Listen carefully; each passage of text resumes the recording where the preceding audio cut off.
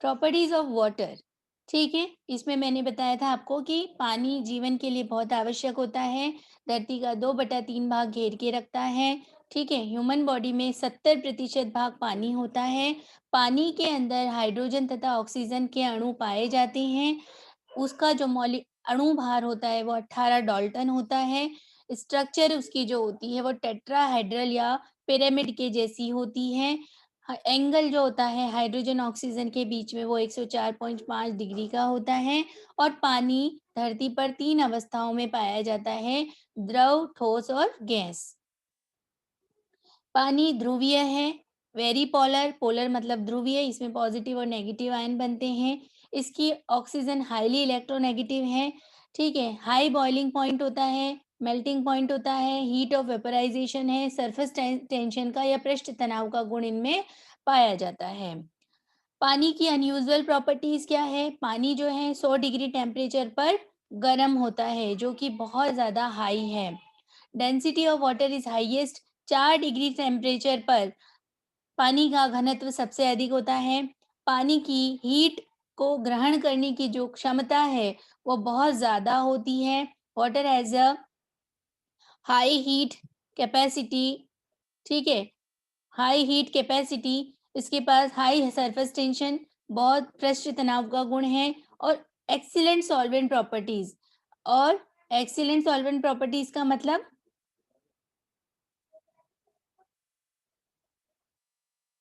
कि आपके solvent properties का मतलब है कि आप पानी में सब कुछ चीजें घोल सकते हो।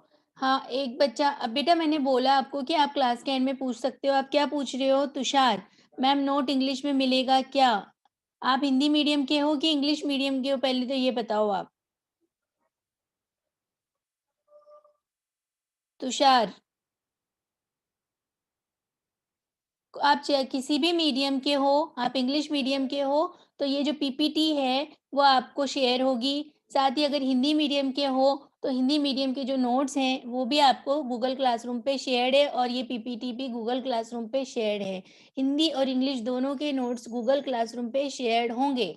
सो अभी पढ़ने में कोई दिक्कत आ रही हो तो वो आप बताइए कि मैम आप इंग्लिश में नहीं बोल रहे, आप हिंदी में बोल रहे हो, या हिंदी में नहीं बोल रहे, इंग्लिश में बोल रहे हो, तो उसको हम सॉल्व कर सकते हैं। जहाँ तक नोट्स की बात है, तो जो पीपीटी मैं आपको पढ़ा रही हूँ वो ऑलरेडी गूगल क्लासरूम पे शेयर्ड है।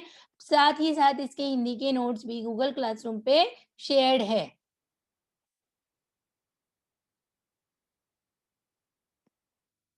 उसके बाद हम पर चलते हैं वाटर डिज़ोल्व पोलर कंपाउंड्स। ये भी मैंने आप लोगों को कल क्लियर कर दिया था कि पोलर कंपाउंड्स होता है तो जब NaCl को पानी में घोलते हैं तो क्लोराइड आयन जो है वो वाटर के मॉलिक्यूल द्वारा गिर जाता है। इसी प्रकार सोडियम आयन भी वाटर मॉलिक्यूल द्वारा गिर जाता है और कुछ मात्रा में अनडिज़ोल्व्ड सोडियम क्लोराइड बचा रह जाता है। So water is solvent. Polar solvent यानी ध्रुवीय विलायक है ना?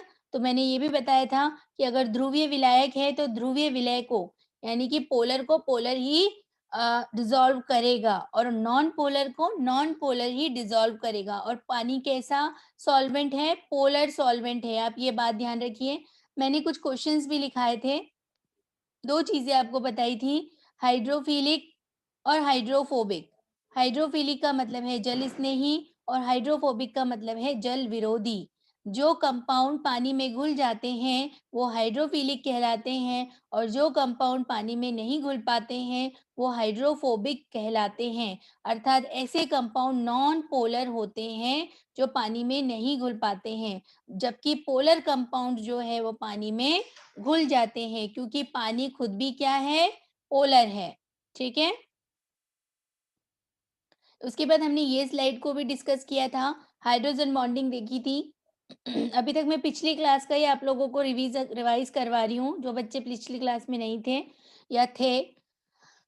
तो ये एक पानी का अणु है, ये एक पानी का अणु है। दो पानी के अणुओं या दो जल के अणुओं या दो वाटर मॉलिक्यूल्स के बीच में जो बॉन्ड होता है उसको बोलते हैं हम हाइड्रोजन बॉन्ड। ठीक है, hydrogen bond. One H2O molecule can associated with 4 other H2O molecule एक H2O का मॉलिक्यूल यानी कि एक वाटर मॉलिक्यूल जो है वो अपने चारों तरफ 4 अदर वाटर मॉलिक्यूल से घिरा हुआ होता है। ठीक है? इसीलिए इस तरीके की संरचना बनती है। ये एक वाटर मॉलिक्यूल है जो कि 1, 2, 3 और 4 वाटर मॉलिक्यूल से घिरा हुआ है। ठीक है? तो हम यही बात कर रहे हैं और इनके बीच में कौन सा बॉन्ड है? हाइड्रोजन बॉन्ड है। ये जो आपको दिख रहा है डॉटेड लाइन, ये हाइड्रोजन बॉन्ड है। यानी एक वाटर मॉलिक्यूल 4 वाटर मॉलिक्यूल से घिरा हुआ है और इस संरचना को हम बोलते हैं टेट्राहेड्रल संरचना या पिरामिड शेप संरचना। ठीक है? उसके बाद अगर हम बर्फ में बात करें तो बर्फ में ये आपको दिखाई दे रहा होगा कि आपको इसी टाइप की संरचना बनेगी कि एक अणु जो है 4 अणुओं से घिरा हुआ है, लेकिन इसमें आपको देखने को मिलेगा कि ये ऐसे इस टाइप की संरचना देखने को मिल रही है आपको, 6 कार्बन वाली। फिर ये देखिए, जालनुमा संरचना है, क्रिस्टल शेप संरचना देखने को मिल रही है। जहाँ-जहाँ मैं काला-काला बना रही हूँ, वहाँ देखिए आप। तो ये आइस के अंदर अगर आपसे पूछे कि कैसी संरचना पाई जाती है, तो क्रिस्टल लेटिस प्रकार की संरचना पानी के अंदर पाई जाती है। उसके बाद हम आए थे आयोनाइज़ेशन ऑफ वाटर पर, यानी कि पानी का आयनीकरण, यानी कि वाटर का आयनों में टूटना। आयनों में टूटना मतलब पॉज़िटिव तथा नेगेटिव, ऋणायन तथा धनायन में टूटना। तो जब एक पानी का अणु दूसरे पानी के अणु से जुड़ता है, तब आयनीकरण होता है, अगर हम उसको इलेक्ट्रिसिटी या फिर कोई और सोर्स प्रोवाइड करवाएँ तो। ठीक है? अगर हम पानी को कोई और सोर्स प्रोवाइड कराएँ, तो पानी का एक अणु पानी के दूसरे अणु से जुड़ कर के, जैसे कि मैंने कल भी बताया था कि ये पानी का एक अणु है, जिसके पास 2 हाइड्रोजन हैं, वो पानी के दूसरे अणु से, ये पानी का दूसरा अणु है जिसके पास 2 हाइड्रोजन है, पानी के दूसरे अणु से एक एक्स्ट्रा हाइड्रोजन ले लेता है। ये एक एक्स्ट्रा हाइड्रोजन ले लिए, ये देखिए यहाँ पर पानी के पास अब H, H और H 3 हाइड्रोजन आपको दिखाई दे रहे होंगे और यहाँ एक हाइड्रोजन की कमी हो गई है, तो ये तो बन गया है H3O प्लस और ये रह गया है HOOH माइनस। समझ में आ गई मेरी बात? H3O प्लस और OH माइनस। ये आपसे पूछे कि पानी के आयनीकरण की समीकरण को लिखिए, तो आप ये समीकरण लिखोगे। H2O plus H2O is equals to H3O plus plus OH minus.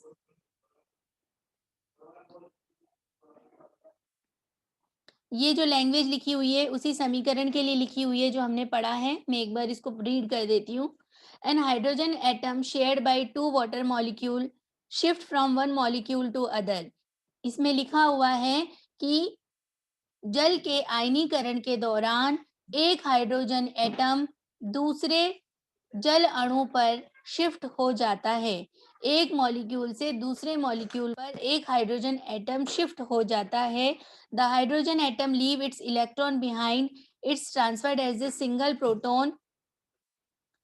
इसमें यहाँ पर इलेक्ट्रॉन प्रोटॉन का लेन-देन होता है। अगर आपको यहाँ पर पॉजिटिव दिखाई दे रहा है मतलब कि यहाँ पर एक इलेक्ट्रॉन भी निकल के गया है। हाइड्रोजन के साथ-साथ एक इलेक्ट्रॉन भी निकल के गया है और यहाँ एक इलेक्ट्रॉन जुड़ा है। मेरी बात समझ में आ रही है आपको? यहाँ तो एक तो इलेक्ट्रॉन हाइड्रोजन निकला है, साथ ही यहाँ पर एक इलेक्ट्रॉन भी निकला है, 2 चीज़ें निकली है, तभी तो यहाँ पॉजिटिव आयन आया है। इलेक्ट्रॉन का मतलब होता है नेगेटिविटी। अगर नेगेटिविटी यहाँ से निकल रही है तो क्या बढ़ेगी? पॉजिटिविटी। समझ रहे हो मेरी बात को? हाइड्रोजन के साथ-साथ एक इलेक्ट्रॉन भी यहाँ से बाहर निकला है और इसमें जुड़ा है। इसीलिए ये तो हो गया पॉजिटिव और ये हो गया negative. Understood? The water molecule that lost a portion is now a hydrogen ion. Proton का मतलब होता है हाइड्रोजन। जिस मॉलिक्यूल ने हाइड्रोजन को लॉस किया है वो तो बन गया है हाइड्रोक्साइड आयन यानी कि OH minus. The water molecule which with the extra proton यानी कि हाइड्रोजन आयन, यहाँ पे भी हाइड्रोजन लिख रहे हैं अपन, जिसको एक्स्ट्रा हाइड्रोजन मिला है वो कौन सा आयन बना है? Hydronium ion. इन दोनों के नाम है। पीछे वापस जाती हूँ मैं। इसको तो बोलते हैं हाइड्रोनियम आयन, H3O प्लस को।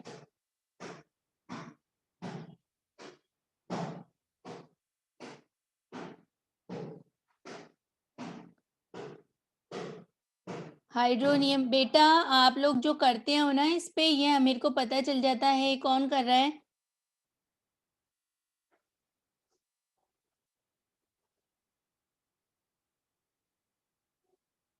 स्लाइड पे कुछ ना लिखें प्लीज। हाइड्रोनियम आयन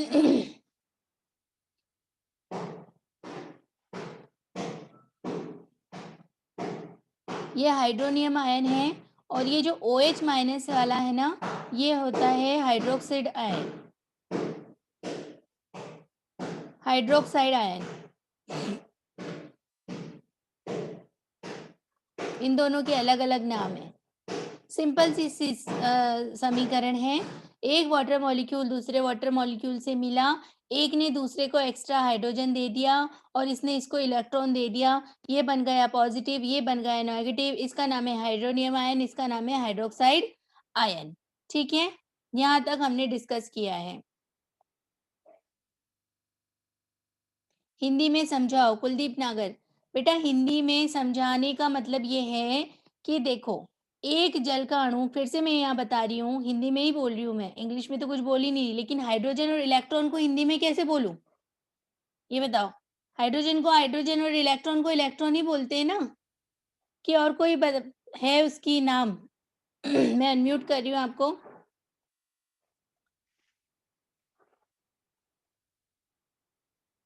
कुलदीप नागर अपने आप को अनम्यूट करिए। हेलो। हाँ बेटा, देखो जो हाइड्रोजन है उसको हाइड्रोजन ही कहा जाएगा, और जो इलेक्ट्रॉन है उसको हाँ इलेक्ट्रॉन ही मैडम। कहा जाएगा, है ना। अब आप समझो। हाँ मैडम। मैं आपके लिए समझा रही हूँ स्पेशली, क्योंकि आपने लिखा हिंदी में समझाओ। ये देखो H2O लिखा, H2O तो जानते हो वाटर होता है, हाँ। और ये दूसरा H2O। सिंपल सी बात है, H2। एक पानी का लोटा लो आप, जिसमें पानी भरा हुआ है, सिंपल सा, उस पानी के जग में या लोटे में जो पानी भरा हुआ, आप इलेक्ट्रिसिटी प्रोवाइड कराओ। करंट क्यों आता है, पानी करंट क्यों देता है, ये सोचा कभी आपने? पानी करंट इसलिए देता है क्योंकि जब पानी में इलेक्ट्रिसिटी प्रोवाइड होती है तब पानी आयनों में टूट जाता है। समझ लो मेरी बात को, पानी आयनों में हाँ टूट मैडम। जाता है, अर्थात इलेक्ट्रिसिटी के लिए वो सुचालक है। इलेक्ट्रिसिटी क्या है? इलेक्ट्रॉन का प्रवाह। बिजली क्या है? प्रभाव। इलेक्ट्रॉन। इलेक्ट्रॉनों का प्रवाह। ऐसा माध्यम चाहिए इलेक्ट्रिसिटी को जिसमें इलेक्ट्रॉन बह सके, फ्लो कर सके। तो मैं एक दूसरे जोन में नहीं जाना चाह रही, सिंपल सी आपको बात समझा रही हूँ कि पानी अपने आयनों में टूट सकता है अगर आप उसको कुछ ऐसी चीज दें, यानी आप उसको इलेक्ट्रॉन दे, इलेक्ट्रिसिटी दे सॉरी, तो वो पानी अपने आयनों में टूटेगा। ये बात समझ में आ रही है? आयन कितने प्रकार के होते हैं? धनायन और ऋणायन। ऋण आयन। ठीक है, अब अपन इसको ठीक है। ऊपर लिख लेते हैं। मैं H को खोल के लिख रही हूँ, H2O को, दो हाइड्रोजन और एक ऑक्सीजन मॉलिक्यूल होता है, इसको मैंने खोल के लिख दिया। प्लस का साइन, इसको भी मैंने खोल के लिख दिया इधर।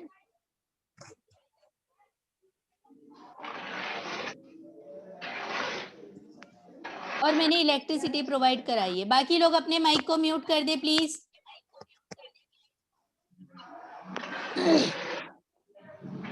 ये यहाँ पर आपका जो एक हाइड्रोजन एक्स्ट्रा था, वो हाइड्रोजन जो है वो यहाँ से मूव करके कहाँ आ जाएगा? इसके पास आ जाएगा। समझ रहे हो मेरी बात? हाँ। तो यहाँ हाँ पर मैडम। अकेला क्या रह गया? OH जो कि माइनस में है, और यहाँ बन गया H3O, एक हाइड्रोजन और आ गया यहाँ पे, तो ये बन गया H3O H3O plus, plus. H3O plus. अब प्लस और माइनस इसलिए आया है क्योंकि इस वाले ने इसको इलेक्ट्रॉन दे दिया है, इस वाले ने इसको इलेक्ट्रॉन दिया है। प्लस का मतलब होता है यहाँ से इलेक्ट्रॉन का त्याग हुआ है, इलेक्ट्रॉन का लॉस हुआ है। प्लस का मतलब ये समझो, हाँ, इलेक्ट्रॉन का लॉस हुआ है, और यहाँ पर इलेक्ट्रॉन जुड़ा हुआ है, यहाँ पे इलेक्ट्रॉन जुड़ा है।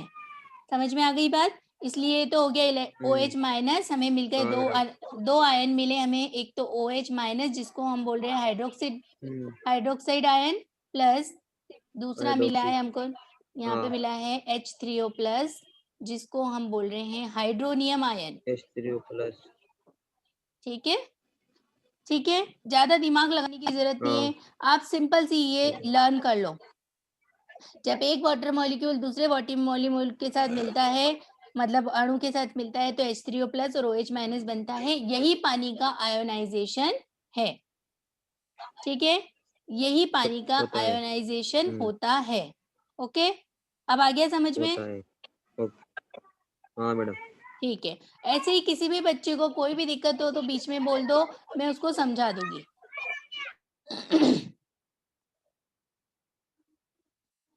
अब हम आगे बढ़ते हैं, ये हो गया इसका। अब अपन बात करते हैं पीएच की। हमारा वाटर वाला जो टॉपिक है वो कंप्लीट हो चुका है और मैंने कुछ क्वेश्चंस भी लिखवाए थे, वो क्वेश्चन एक बच्चे ने मुझे भेज दिए हैं, तो वो क्वेश्चन जो है मैं आप लोगों को गूगल क्लासरूम पे शेयर कर दूंगी। ठीक है, मैं गूगल क्लासरूम पे वो क्वेश्चन शेयर कर दूंगी जो मैंने पिछली क्लास में लिखाए थे। प्रशांत ने वो क्वेश्चन लिखे थे। प्रशांत, अपना जो ग्रुप है ना उसमें भी आप शेयर कर सकते हो बेटा। प्रशांत शर्मा है आज क्लास में?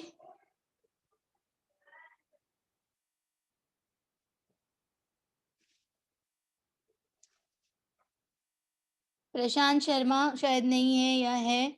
प्रशांत आप हो, अगर मेरी बात सुन रहे हो तो आप जो आपने मुझे कल भेजा था ना वो अपने ग्रुप में वो क्वेश्चंस भेज देना। ठीक है, तो ताकि बच्चों को भी मिल जाए, वो वाटर से रिलेटेड क्वेश्चंस है। अब हमारा नया टॉपिक चालू होता है इसी में, पीएच। पीएच कौन कौन स्टूडेंट जानता है? हाँ या ना करके बोलो, मैं उसी को अनम्यूट करूंगी। पीएच के बारे में अगर कोई बच्चा जानता है तो चैट बॉक्स में यस और नो लिख के मुझे बताए फटाफट से।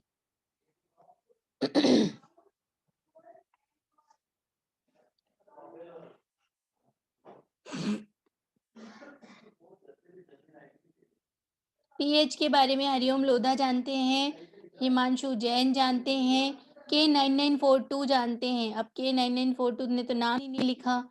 नाम और KID दोनों से अपना अकाउंट सेव करो बेटा, ताकि हम आपका नाम भी जान सके, है ना, और KID तो लिखनी ही है। जिशान इंसारी भी जानते हैं।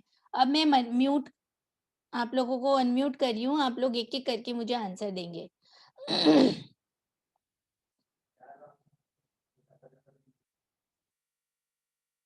हाँ जिशान, क्या होता है पीएच?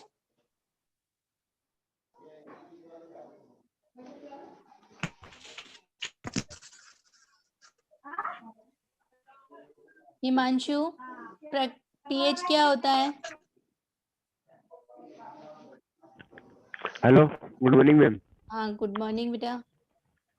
मैम पीएच को यूज करते हैं सॉइल और किसी भी पार्टिकल की एसिडिटी या बेसिसिटी नेचर पता करने के लिए और न्यूट्रल नेचर पता करने के लिए। मैम 1 to 7 तो ये एसिडिटी रहती है और 8 से 14 तक बेसिसिटी रहती है। Very good. और जो मिडिल रहता है उसमें न्यूट्रल रहता है। बिल्कुल ठीक है, हाइड्रोजन आयंस की कंसंट्रेशन, है ना, यही होती यस है। मैम। हाँ, और नीलेश शर्मा, आप बताइए बेटा।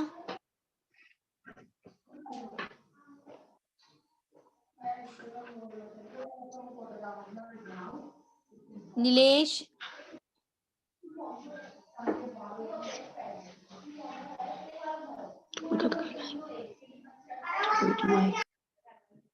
नीलेश शर्मा, तोशु सारस्वत, जिशान अंसारी, पवन मालव, इन सब बच्चों ने बोला है, बताओ।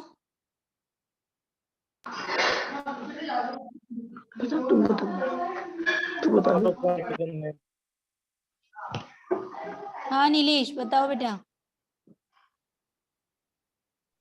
हाइड्रोजन में हाइड्रोजन की क्षमता, देखो थोड़ा थोड़ा आप लोगों को सबको आइडिया है कि व्हाट इज पीएच। लेकिन हम लोग फिर से एक बार आप लोगों के टॉपिक हैं, तो जिन बच्चों को नहीं पता है उनके हिसाब से हम पढ़ रहे हैं ताकि सबको पता चले कि व्हाट इज पीएच। पीएच का मतलब है, जैसे कि नीलेश ने लिखा, पावर ऑफ हाइड्रोजन। पी यानी पावर और एच मतलब कि हाइड्रोजन, ऐसा हम इसको बोल सकते हैं। पी पावर यानी कि हाइड्रोजन आयन की क्षमता या शक्ति। पावर ऑफ हाइड्रोजन, ठीक है, हाइड्रोजन आयन। मेरी बात आप चीजें समझो कि हमारे केमिस्ट्री, हम बायोकेमिस्ट्री यानी केमिस्ट्री पढ़ रहे हैं, तो केमिस्ट्री के अंदर दो बहुत ही इंपॉर्टेंट आयन्स होते हैं, पॉजिटिव और नेगेटिव। और पॉजिटिव और नेगेटिव में भी दो बहुत इंपॉर्टेंट आयन होते हैं, एक होता है H+ और एक होता है OH-। मेरी बात से सब एग्री करते हैं? H+ और OH- जो है, जब पानी अपने दो अणुओं में टूटता है तब H+ और OH- आयन बनते हैं। अब ये देखिए, यहाँ पर मैं लिख रही हूँ H2O, और H2O को जब मैं तोड़ूंगी या हाइड्रोलाइसिस होएगा, यानी कि पानी का जब जल अपघटन होगा, जब जल अपघटन होगा तो ये दो आयनों में टूटता है, H+ प्लस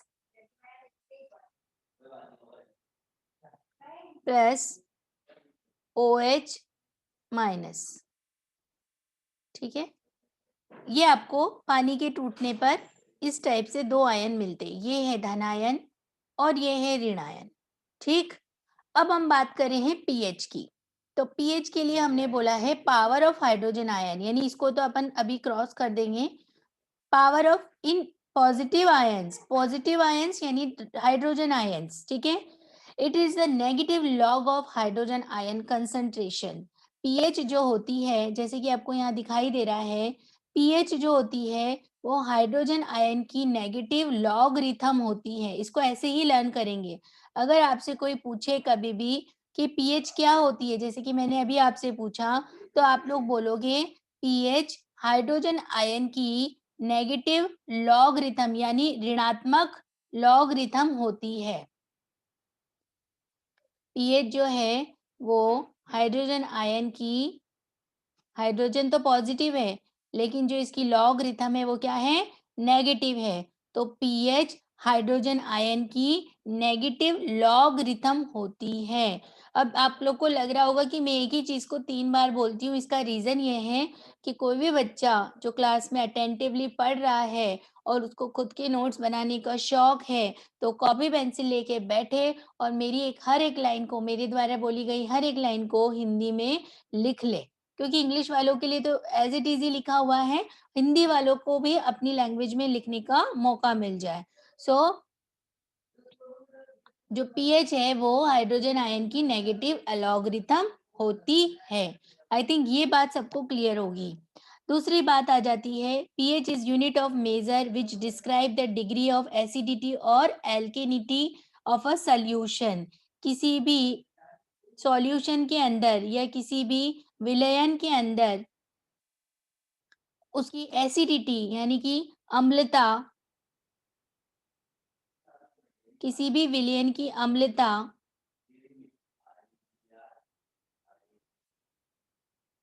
तथा क्षारता, क्षारकता, किसी भी विलयन की अम्लता तथा क्षारकता को मापने के लिए पीएच एक यूनिट है, पीएच एक मापक है। ठीक है, कि कितना, आपको कैसे पता चलेगा कि कोई विलयन कितना अम्लीय है, तो आपको नापने की यूनिट कौन है, मेजरिंग की यूनिट कौन है, पीएच है। PH is a measuring unit जो कि हमें बताती है कि कोई भी विलयन या कोई भी सॉल्यूशन कितना बेसिक है और कितना एसिडिक है, कितनी अम्लता है और कितनी क्षारकता है। ठीक है, it is measured on a scale of 0 to 14। जैसे कि नीलेश ने बोला, इसका रेंज कितना होता है, 0 से लेके 14 तक। ठीक है, 0 से लेके 14 तक, ये हो गया। आगे हम बढ़ेंगे अभी low pH value correspond to high concentration of H plus ion. ये बहुत इंपॉर्टेंट चीज है, आप इसको चाहो तो अपने नोट्स में लिख भी लो। अगर किसी भी सॉल्यूशन की pH कम है,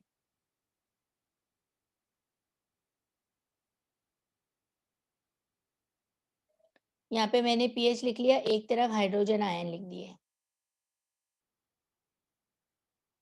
ठीक है। किसी सॉल्यूशन की pH अगर कम है, लो है, इसका मतलब ये है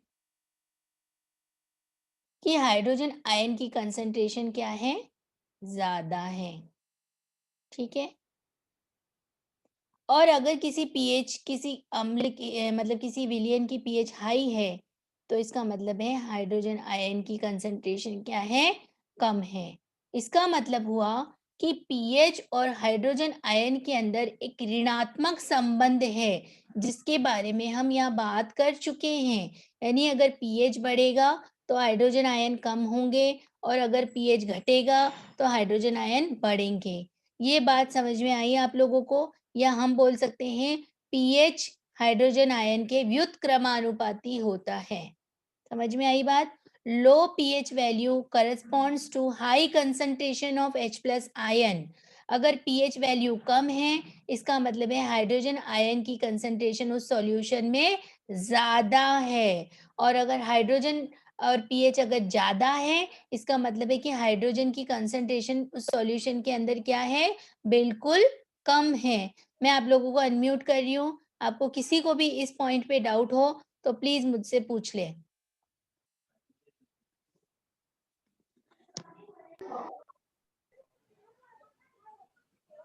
कुलदीप नागर, पूछना है बेटा आपको? नहीं मैडम। समझ में आ गया है पॉइंट? मैम लास्ट वाला पॉइंट समझा दो। लास्ट वाला कौन सा पॉइंट बेटा? ये वाला ना, ये pH और लो हाइड्रोजन। पीएच वाला। हाँ, यस मैम। सिंपल है। देखो अपन आगे बढ़ के अगली स्लाइड में, यहाँ कचरा हो चुका है, मैं आगे स्लाइड पे समझाती हूँ आपको। मैंने यहाँ लिखा है pH, और मैंने यहाँ एक साइन लगाया है व्युत्क्रमानुपाती का, 1/, हाइड्रोजन आयन। इस चीज को जानते हैं आप लोग? इस चीज को जानते हैं? No ma'am. नहीं जानते? No ma'am. इस चीज का मतलब ये होता है सिंपल सा बेटा, कि अगर ये वाला pH जो है अगर बढ़ेगा तो H प्लस क्या होगा, घटेगा। समझ में आ रही है? हम इनको ऐसे ले सकते हैं, ये दो दोस्त हैं, एक का नाम है pH और एक का नाम है H प्लस। pH बोलता है कि मैं तो कोटा जाऊंगा, ठीक है, और H प्लस बोलता है मैं जयपुर जाऊंगा। तो pH बोलता है कि मैं जितना कोटा जाऊंगा उतना तू जयपुर जाएगा। यानी कि ये दोनों जो है अपोजिट डायरेक्शन में जाएंगे। ये जितना बढ़ेगा ना, ये उतना ही घटेगा। उल्टा चलूंगा मैं, तू बढ़ेगा तो मैं घटूंगा और तू घटेगा तो मैं बढ़ूंगा। ये एक दूसरे के अपोजिट चलते हैं। समझ में आ रही बात? अगर इसकी मात्रा में बढ़ोतरी होगी तो इसकी मात्रा में घटोतरी होगी। समझ में आई? इसी तरीके से अगर H प्लस आयन बढ़ेंगे तो pH वैल्यू क्या होगी, कम होगी। सिंपल सा हम लेते हैं, मेरे पास में एक मग में सॉल्यूशन है जिसकी pH, मैं आपसे क्वेश्चन कर रही हूँ, जिसकी pH 14 है। एक मग दूसरा भी है मेरे पास में, इसमें जो सॉल्यूशन है उसकी pH 5 है। बेटा जो आप लोगों को म्यूट करने का बटन दिया होता है, जब आप लोगों को काम ना हो, बोलना ना हो, तो अपने आप को म्यूट कर ले, और जब बोलना हो तो अनम्यूट करके जवाब दे, क्योंकि और बच्चों को भी डिस्टरबेंस क्रिएट होता है। आप लोगों को दो बीकर दिखाई दे रहे हैं, एक की pH 14 है और एक की pH 5 है, ठीक है। मैं एक प्रिंसिपल आपको ऊपर समझा चुकी हूँ कि जब pH की कंसंट्रेशन ज्यादा होती है तो हाइड्रोजन आयन की कंसंट्रेशन कम होती है, और उल्टा ले लो, अगर pH की कंसंट्रेशन कम होगी तो हाइड्रोजन आयन की कंसंट्रेशन बढ़ेगी। ये मैं आपको समझा दिया मैंने। अब मेरा ये क्वेश्चन नीचे लिखा हुआ है, मैं जानना चाहती हूँ किस विलयन की हाइड्रोजन आयन कंसंट्रेशन ज्यादा होगी। इन दोनों में से किस विलयन की पीएच pH 5 की pH 5 की। वेरी गुड, समझ गए आप। इसकी हाइड्रोजन आयन कंसंट्रेशन कम होगी। समझ में आ गई बात। जिसकी pH ज्यादा उसकी हाइड्रोजन आयन कंसंट्रेशन कम, और जिसकी pH कम उसकी हाइड्रोजन आयन कंसंट्रेशन ज्यादा। बस मैंने यही समझा है और कुछ भी नहीं समझा है इसके अलावा। अभी किसी को डाउट है? नहीं मैम। बस No, ये ma'am. यही बोला, इसके अलावा मैंने कोई चीज बोली नहीं आपको। तो यही आप बात ध्यान रख लो कि pH का हाइड्रोजन आयन के साथ में ऋणात्मक संबंध होता है। तू बढ़ेगा तो मैं घटूंगा, मैं घटूंगा तो तू बढ़ेगा, ऐसे इस टाइप का संबंध होता है। अब हम आगे वाली स्लाइड पे चलते हैं। The pH value of substance is directly related to the ratio of hydrogen ion and hydroxyl ion concentration. ये तो हम जानते ही हैं, ये तो मैंने आपको बता ही दिया कि pH। अब यहाँ पर मैं एक चीज और जोड़ रही हूँ बच्चों। जब मैंने आपको pH पढ़ाना स्टार्ट किया, आराम से समझो, माइनर में जितना पढ़ेंगे उतना ही आएगा, टेंशन नहीं लेने का अपने को। मैंने आपको जब pH स्टार्ट किया था तब मैंने आपको समझाया था कि 2 आयन बनते हैं, बताया था। एक मैंने H+ बताया था और एक OH- बताया था। फिर मैंने OH को काट दिया था, फिर मैं H+ की ही बात करने लगी थी। ठीक है, अब हम इसको काटेंगे नहीं, अब हम इसको ले लेंगे। ठीक है, ये तो था पॉजिटिव और ये एक है नेगेटिव। लेकिन अगर pH का संबंध H+ से है तो pH का संबंध OH- आयन से भी होगा। होगा कि नहीं होगा? होगा मैम। होगा। ये दोनों भाई बहन है और ये बाहर का बंधु है। अगर इसके भाई से संबंध है तो इसका बहन से भी संबंध होगा, लेकिन इसके भाई से तो इसका बहुत ही गंदा संबंध है, ऋणात्मक संबंध है, उल्टा संबंध है ना। लेकिन इसकी बहन से इसका अच्छा संबंध है। इसका मतलब क्या कि अगर pH बढ़ेगी तो OH भी बढ़ेगा, pH घटेगी तो OH भी घटेगा। यानी pH वैल्यू का OH आयन के साथ में पॉजिटिव रिलेशन होता है। मेरी बात को समझो आप। हाइड्रोजन वाला तो रिलेशन आप समझ चुके। अब हाइड्रोक्सिल आयन वाला यानी OH- वाला रिलेशन सिंपल सा है, डायरेक्ट रिलेशन है कि pH बढ़ेगा तो OH भी बढ़ेगी, pH घटेगा तो OH भी घटेगी। ये तो और सिंपल है। ये तो उल्टा जा रहा था और ये सीधा जा रहा है। अब मेरे को ये बताओ, यहाँ पर मैंने OH लिख दिया,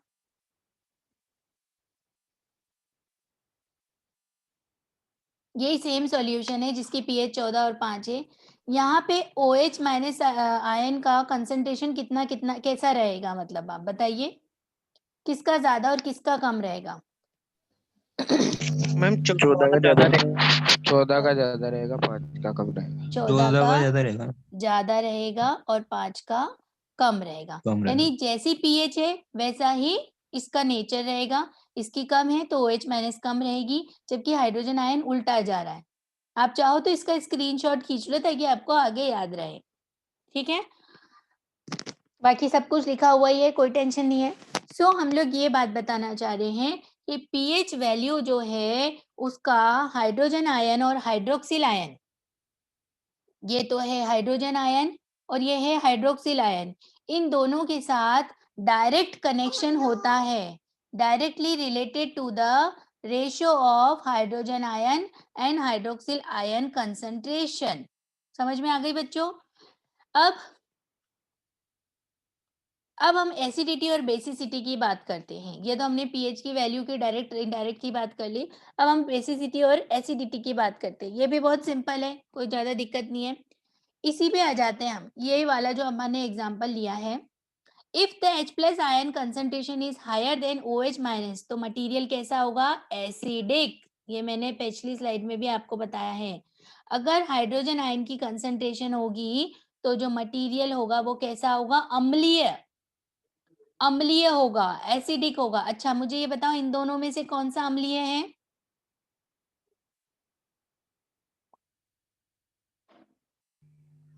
pH 5 pH 5 पीएच वाला, 5 pH 5 वाला मोर pH 5 एसिडिक है।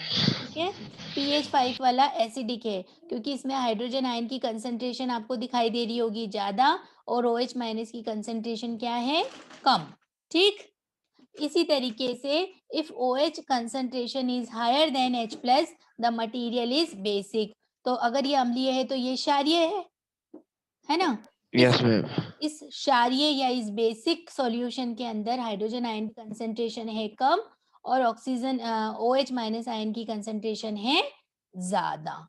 ठीक, ये अपन आराम से अच्छे से हमको चीजें क्लियर हो गई हैं। आप अपनी कॉपी लो, कॉपी में एक तरफ पीएच लिखो, व्युत्क्रमानुपाती का साइन लगाओ, 1/H प्लस लिखो, फिर व्युत्क्रमानुपाती का साइन लगाओ, OH माइनस आयन लिखो और सेम टू सेम ऐसा का ऐसा बना लो, कभी भी नहीं भूलोगे आप। ठीक, इसमें आप 2-3 चीजें, आपको नोट्स पढ़ने की जरूरत नहीं है, आपको ये इस टाइप के साइन लगाओगे ना, आपको सारी चीजें याद रहेगी। और वैसे भी पीएच तो बहुत सिंपल है। उसके बाद 7 न्यूट्रल होता है, ना तो एसिडिक होता है ना बेसिक होता है। ये आपको स्केल दिखा हुआ है, जब अपन लैब में चलेंगे नॉर्मल कंडीशंस हो जाएगी।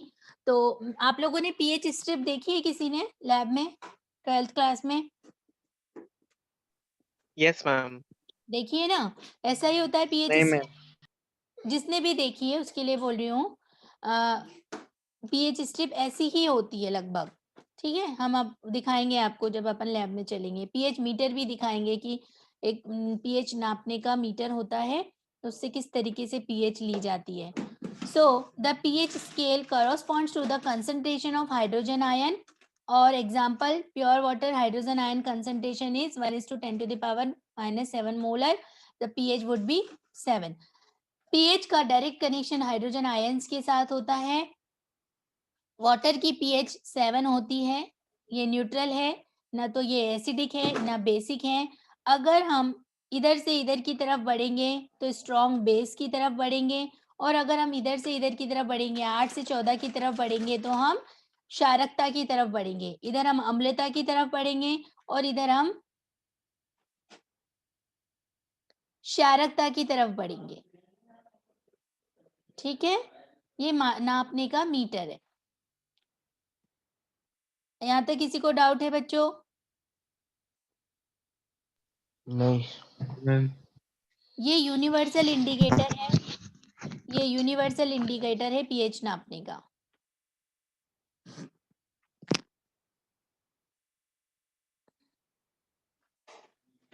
बायोकेमिस्ट्री समझ में आ रही है सबको?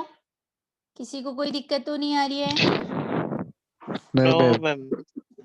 बिल्कुल स्मूथली चल रहा है। और भी बच्चे जो यस क्लास मैम। में हैं, 47 स्टूडेंट्स हैं, 47 में कुछ और भी बच्चे हैं। बोलो बेटा, जिसको आ रहा है नहीं आ रहा है, आ रहा है तो भी बोलो, नहीं आ रहा है तो भी बोलो। मेरा हमेशा मोटो आप ये समझो कि मेरा मोटो कभी भी सिलेबस खत्म करने का नहीं होता है। मेरा मोटो ये होता है कि बच्चे को समझ में आए, चाहे आप सिलेबस, आपका सिलेबस 4 टॉपिक में ही कंप्लीट हो, लेकिन बच्चे को चारों टॉपिक अच्छे से समझ में आने चाहिए। आप एग्री करते हो इस चीज से? Yes ma'am. Yes ma'am. ठीक है, एक तो मैं आपको 10 टॉपिक पढ़ा दूं फटाफट फटाफट और आपको एक भी पढ़ने नहीं पड़े और क्वेश्चन आपको दे दूं, तो उससे कोई मतलब नहीं है ना। तो हम लोग, आपका सिलेबस है बड़ा, मैं एग्री करती हूँ, पर आपको समझाऊंगी मैं जहां तक आपको समझ में नहीं आता।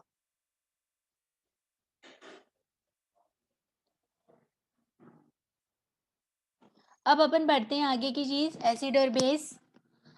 Acid, any compound which form H plus ion in solution.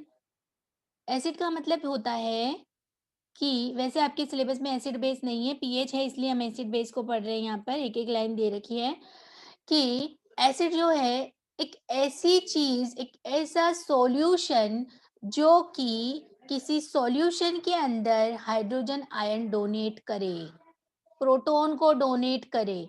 Proton मतलब हाइड्रोजन आयन। किसी भी बच्चे को प्रोटॉन समझ में नहीं आता, उसका मतलब समझ लो आप हाइड्रोजन आयन। हम बहुत प्योर केमिस्ट्री नहीं पढ़ रहे हैं, हम ऊपर ऊपर वाली केमिस्ट्री पढ़ रहे हैं। जितना याद रह जाए उतना काफी है, उतना समझो। यहाँ एसिड का मतलब है एक ऐसा कंपाउंड जो कि सॉल्यूशन के अंदर हाइड्रोजन आयन दे, और हाइड्रोजन आयन देगा इसका मतलब पीएच बढ़ेगी, है पीएच घटेगी, और एसिड की पीएच कम ही होती है। समझ रहे हो? यहाँ पे जितना हाइड्रोजन आयन देगा पीएच घटेगी और एसिड की पीएच कम ही होती है। जैसे कि carbonic acid hydrogen ion release करेगा। कार्बोनिक एसिड एक अम्ल है और अम्ल का गुण होता है वो किसी भी सॉल्यूशन के अंदर हाइड्रोजन आयन रिलीज करता है और सॉल्यूशन के अंदर जब हाइड्रोजन आयन की कंसंट्रेशन बढ़ती है तब पीएच कम होती है। ये देख लो आप, हाइड्रोजन आयन बढ़ रहा है, पीएच कम हो रही है और अम्ल की पीएच हमेशा कम होती है। इसी का उल्टा ले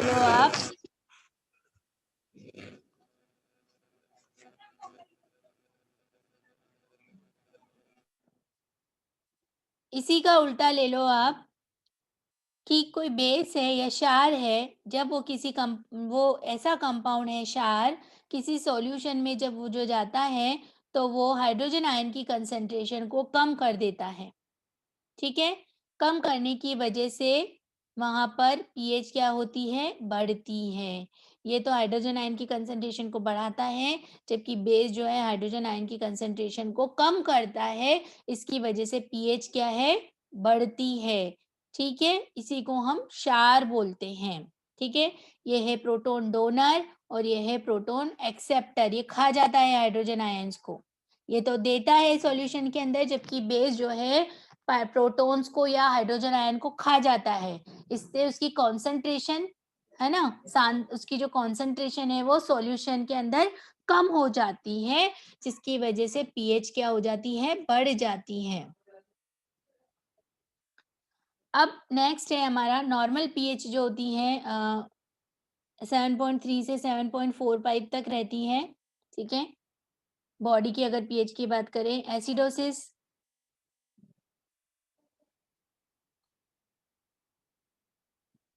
इसको छोड़ देते हैं हम, इस स्लाइड को हम छोड़ देते हैं। इसके बाद आ जाता है मेजरमेंट ऑफ पीएच। जैसे कि मैं बात आपको अभी भी करी थी कि पीएच को नापने के लिए क्या चाहिए, हमको पीएच स्ट्रिप चाहिए। ये जो फोटो देखा ना आपने, ये वाला, ये पीएच स्ट्रिप का फोटो है। पीएच स्ट्रिप ऐसी ही होती है। ठीक है, पीएच स्ट्रिप्स से आप पीएच को नाप सकते हैं। एक पट्टी होती है कागज की, ठीक है, एक कागज की पट्टी होती है और उस कागज की पट्टी को आप सॉल्यूशन में डिप करते हो और वो कलर चेंज करती है और फिर उसको आप स्टैंडर्ड मार्कर से मैच कराते हो। किसको पता है पीएच मीटर से, पीएच स्ट्रिप से पीएच लिया है किसी ने कभी?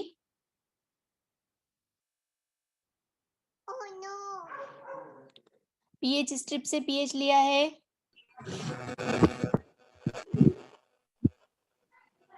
लिया है कभी? कभी नहीं लिया।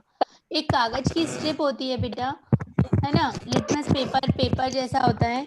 उसको क्या करते हैं हम लोग, उसमें पानी में डुबोते हैं या आपका जिस भी सॉल्यूशन का पीएच लेना है उसको डुबोते हैं, थोड़ा उसका कलर चेंज हो जाता है। कलर चेंज होने के बाद जो स्टैंडर्ड मैंने आपको दिखाई ना, 1 से लेके 7 से 14 तक, उससे हम मैच कराते हैं। अगर उसका कलर जिस भी कलर पे मैच कर रहा है, मान लो उसका कलर 5.6 पे मैच कर रहा है, तो इसका मतलब उसकी पीएच कितनी हो रही है, 5.6। ठीक है, और ये चीजें अपन थोड़ा देख के समझ पाएंगे कि पीएच स्ट्रिप होती क्या है। बाकी ऐसा कुछ नहीं है, पीएच नापने का एक स्टैंडर्डाइज मेजरमेंट है। उसके बाद इंडिकेटर की हेल्प से, इंडिकेटर मतलब सूचक, फिनोफ्थलीन है, मिथाइल ऑरेंज है। मान लो आपको किसी सॉल्यूशन की पीएच नापनी है, मान लो आपको नींबू के पानी की पीएच नापनी है, नींबू का पानी है, नींबू का पानी यानी शिकंजी, उसमें आपने 1 बूंद फिनॉल नेफ्थलीन डाल दिया। आपने 1 बूंद फिनाइल एफ्थलीन डाल दिया, फिनॉल एफ्थलीन, और एक या फिर मिथाइल ऑरेंज डाल दिया, तो वो कलर चेंज कर देगा। जैसे ही वो कलर चेंज करेगा, इसका मतलब है कि वो एसिडिक है। ठीक है, तो इस तरीके की जो चीजें हैं, इस तरीके के जो सॉल्यूशन है या इंडिकेटर है या डाई बोल दो, जब इनको पर्टिकुलर सॉल्यूशन में डालते हैं तो अपना कलर चेंज कर देता है ना। आपने कभी देखा होगा कि जब हम सोडा और नींबू को मिलाते हैं तो लाल कलर देता है, देखा आप लोगों ने? वो पीएच की वजह से ही होता है। या तो पीएच घट जाती है या पीएच बढ़ जाती है, तो वहाँ पर अम्लता और क्षारकता जब मिलती है तो वहाँ लवण बनते हैं और उनके लवणों की वजह से वो लाल रंग देता है। तो पीएच को नापने के लिए इंडिकेटर यूज़ करते हैं। दूसरा हो गया, तीसरा है पीएच मीटर, जिसकी फ़ोटो आपको यहाँ दिखाई दे रही है। दिख रही है सब बच्चों को? ये पीएच मीटर है, डिजिटल पीएच मीटर है और आजकल तो पेन वाले पीएच मीटर भी आने लगे हैं ऐसे रॉड जैसे, और ये डिजिटल पीएच मीटर है। सिंपल है इसका फ़ॉर्मूला, मतलब इसका काम करने का तरीका। ये जो है यहाँ पर एक आपको दिखाई दे रहा होगा, डिजिटल डिस्प्ले दिखाई दे रही है आपको ये पे, ये देखो, है ना? ये डिजिटल डिस्प्ले है। यहाँ पर आपको छोटा-सा बीकर दिखाई दे रहा है। एक रॉड है, ये ब्लैक कलर की रॉड दिखाई दे रही है, इसको इलेक्ट्रोड बोलते हैं।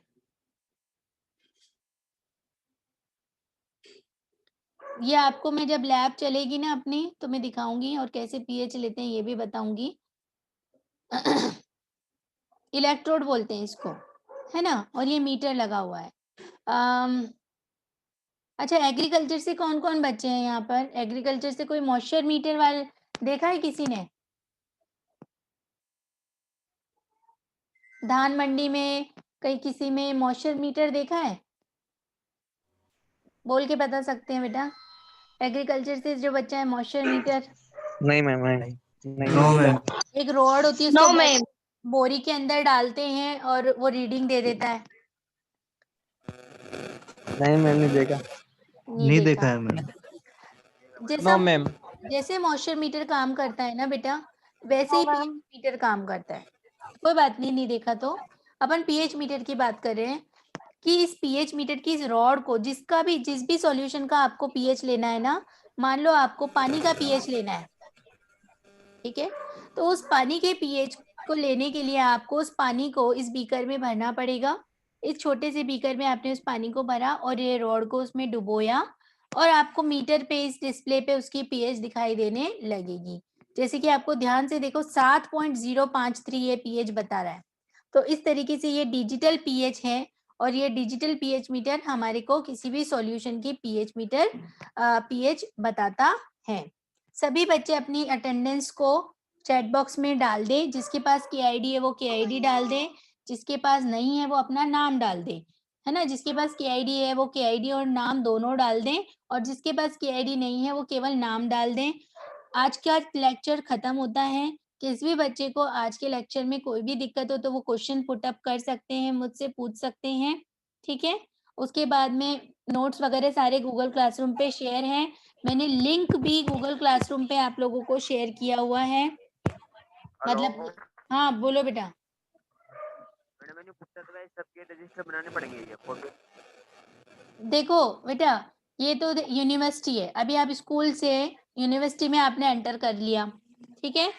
आपके 11 सब्जेक्ट चलते हैं और आपको मान लो कितने टीचर पढ़ाते हैं? अभी तक कितने टीचर से आपका पाला पड़ा है बताओ? 10 पढ़ाते हैं मैम। 10 टीचर पढ़ाते हैं आपको, है ना? अब 10 टीचर में 10 का अलग-अलग वो रहता है कि कोई कैसे पढ़ाता है, कोई कैसे पढ़ाता है। तो मैं सभी के लिए नहीं बोलूँगी और मैं तो ये भी नहीं। हाँ, हेलो?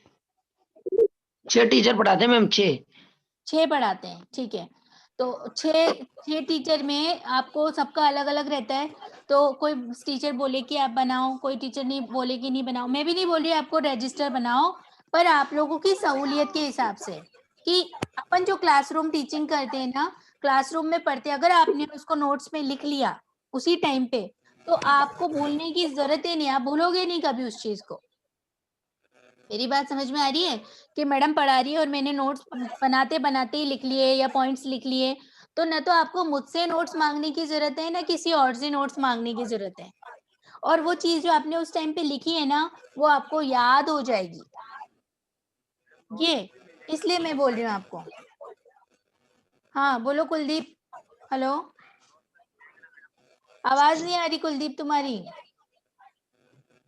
नोट मिल जाएंगे ना।